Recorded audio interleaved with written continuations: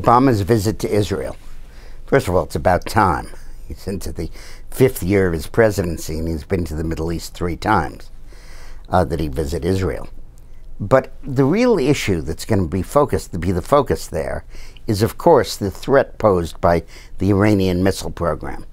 I recently had a conversation with the former UN ambassador, John Bolton, who I respect tremendously. And Bolton said it's absolutely clear that sanctions have not worked and will not deter Iran from developing nuclear weapons. He made the point that North Korea is the most heavily sanctioned country in the world, with sanctions that dwarf the ones we've imposed on Iran, and we haven't been able to stop them from going nuclear.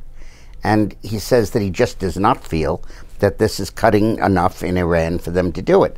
It's causing hardship, it's screwing up their economy, it's messing up their currency, but it's not slowing them down in the development of nuclear weapons.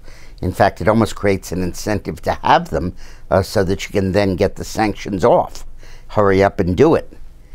The issue here will obviously be that it will take a military attack to deal with it.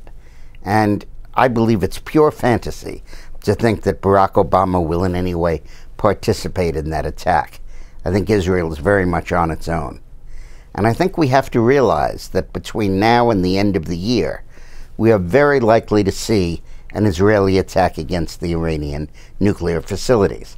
Now, Bolton makes an interesting point. He said you don't only have to get the ones that are down underneath the mountain. You don't have to necessarily kill all of those.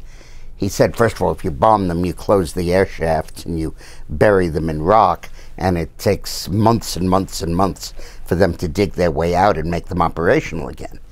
But he also said that on the surface, there are facilities that are necessary to convert uranium into a gas, because the uranium cannot be enriched unless it's in gaseous form.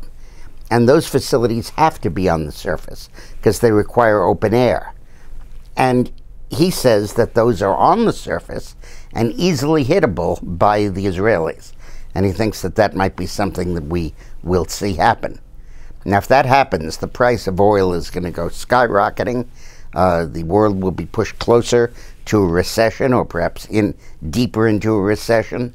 And we can certainly anticipate Iranian counterstrikes through Hamas and Hezbollah against Israel, Israel responding to them, and a new general Mideast war. But this is a matter of life and death for Israel. When I first met Benjamin Netanyahu, when he hired me to be a political advisor, the first word he said to me was, "It's 1938.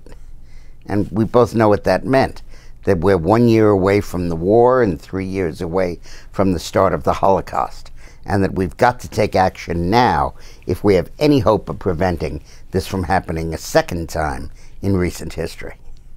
Thanks for watching.